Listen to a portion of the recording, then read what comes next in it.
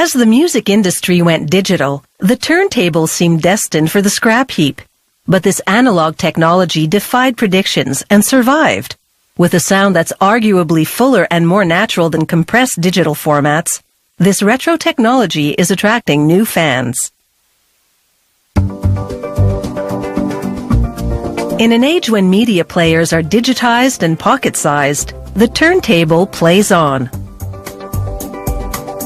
The use of high-tech composites like carbon fiber put a modern spin on this technology, bringing the record player into the 21st century.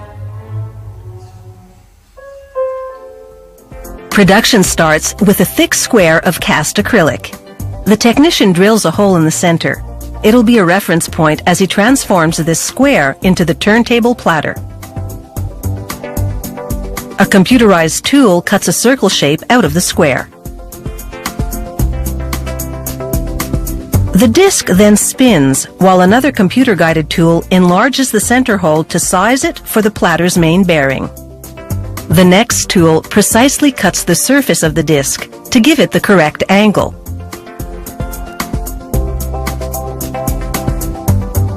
Computerized tools transform this small aluminum disc into the counterweight's main component.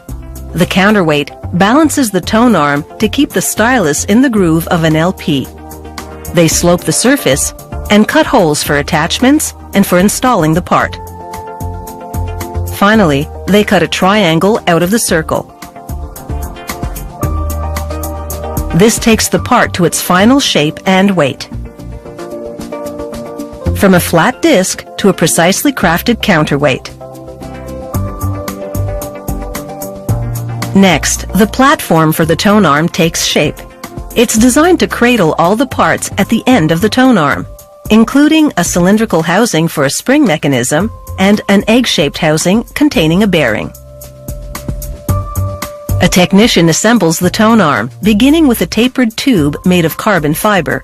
It's a high-tech composite that's extremely stiff, so there should be no structural weaknesses in this crucial part. The technician threads a pre-assembled wiring loom through the arm tube. It's special wire for high-frequency transfer. These wires have been encased in copper to keep out ambient radiation that would interfere with the tone arm's operation. The carbon fiber tube also acts as a radiation shield. He mixes epoxy resin that he then dabs around the inner rim of the bearing housing, which has now been equipped with the bearing.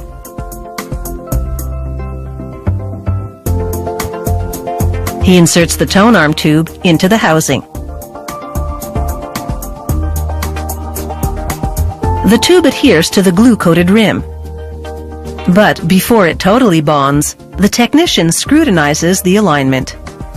He makes adjustments if needed, and then he'll clamp the assembly to allow the glue to cure.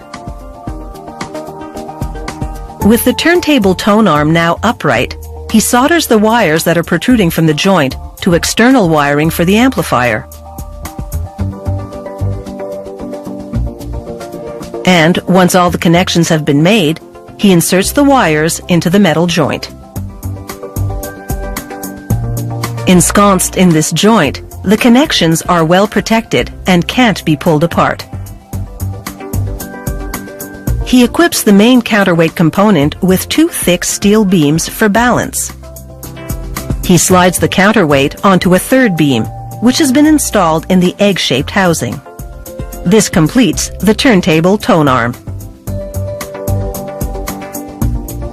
Next, they encase the electric motor in its metal housing. And they build the record deck. They mount the motor to the two-tiered deck, designed to absorb any vibration. The aluminum subchassis is next. They link it to the motor with a drive belt. Then they give the belt drive system a test spin to confirm that it runs smoothly. They now install the acrylic platter, felt mat, and tone arm. With this turntable now fully assembled, it's time for the vinyl test.